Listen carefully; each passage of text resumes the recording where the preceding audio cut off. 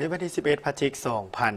2025 ที่องค์การอัยการปฏิสนสูงสุดได้จัดพิธีประกาศแต่งตั้งของหัวหน้าองค์การอัยการปฏิสนสูงสุดโดยภายใต้การเป็นประธานของท่านไสยสนะ โคตรภูธรหัวหน้าองค์การอัยการปฏิสนสูงสุดในพิธีทานนางกัญญาแสงแก้ววงพระจันทร์ห้องหัวหน้ากลุ่มคุ้มครองพนักงานต่างหน้าคณะจะตั้งศูนย์กลางภาคในพานดำรัดของทานประธานประเทศแห่งสาธารณรัฐประชาธิปไตยประชาชนลาวสมับเลขที่215ทับปปทลงวันที่4 พฤศจิกายน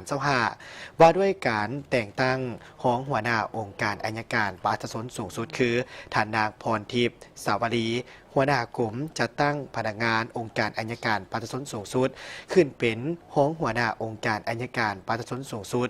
นอกจากนั้นยังได้ประกาศซับซ้อนและแต่งตั้งหัวหน้ากลุ่มจะตั้งพนักงานและรักษาการหัวหน้าสถาบันคุณครัวและฝึกอบรมอัยการคนใหม่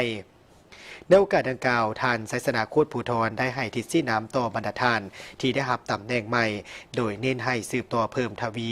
กำลังแหงและสุ่มทุกสติปัญญาเขาในการจะตั้งปฏิบัติหน้าที่การเมืองที่ภาครัฐมอบหมายให้และเพิ่มทวีกำลังแหงความสามัคคีภายใน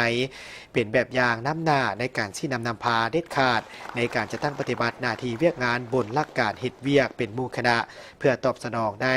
ตามความต้องการของหน้าที่การเมืองเวียกงานอัยการในระยะใบพร้อมกันนี้ยังได้เรียกร้องให้พนักงานลักแรงนำพาทุกขั้นจงเสิร์ชสู่ความเป็นแบบอย่างน้ำหน้าในการชี้นำพาการจะตั้งปฏิบัติหน้าที่เวียกงานที่ภาครัฐมอบหมายให้โดยเฉพาะแม่นนำพาจะตั้งปฏิบัติเวียกงานติดตามกวดกาปฏิบัติเคารพกฎหมายและสั่งฟ้องผู้ถูกหาขึ้นศาลตัดสินให้ได้รับผลสำเร็จ